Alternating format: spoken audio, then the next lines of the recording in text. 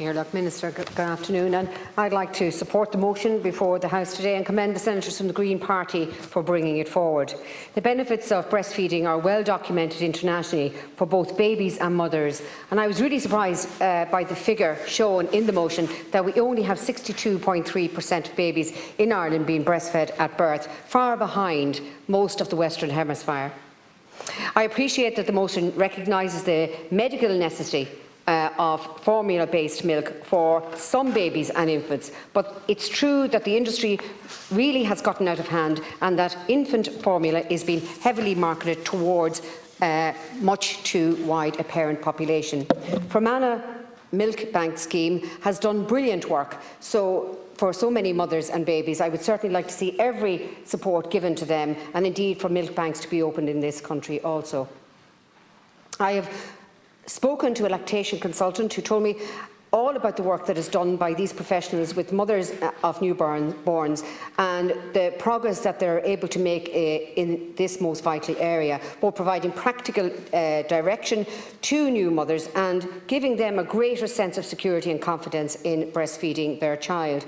However, she also spoke of the low numbers of qualified lactation consultants in the country, and I think the motion does put forward some suggestions which these consultants have been calling for, providing breastfeeding training at undergraduate and postgraduate level across relevant disciplines, developing a clear referral pathway for mothers requiring additional breastfeeding supports before and after birth to lactation consultants from GPs, midwives, public health nurses and consultants, and providing education and breastfeeding in all secondary schools as part of the current SPHE course. This increase in training and awareness is the best way to increase the prevalence of breastfeeding in Ireland. I do have slight concerns surrounding recent reports of viral RNA being found in breast milk of women who received the mRNA vaccine. This was reported in the Journal of the American Medical Association Pediatrics last month. Breastfeeding women were largely excluded from mRNA trials, and so while infants younger than 6 months are not being advised to receive mRNA vaccines, the passage of these vaccines into breast milk, resulting in infants' exposure at younger than 6 months, was not investigated.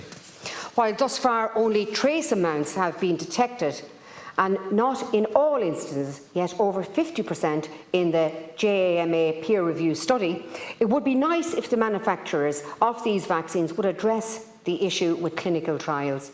I'm sure that the breastfeeding mothers would appreciate a level of certainty around this area. Finally, I must give a shout out to an organisation which I know really well, and the volunteers of the Blood Bikes East, a dedicated team of motorcycle drivers who are transporting breast milk as well as blood from all over the country and all across Dublin by bikes to hospitals and babies in the Rotunda Maternity Hospital. This is an instance where the mother is critically unwell, being cared for in the matter, and their premature baby is in the Rotunda, needs the mother's milk. Lisa Carroll, the Rotunda's lead midwife in the lactation team, said the breast milk, often hand-expressed by the mother, gives vulnerable babies a fighting chance.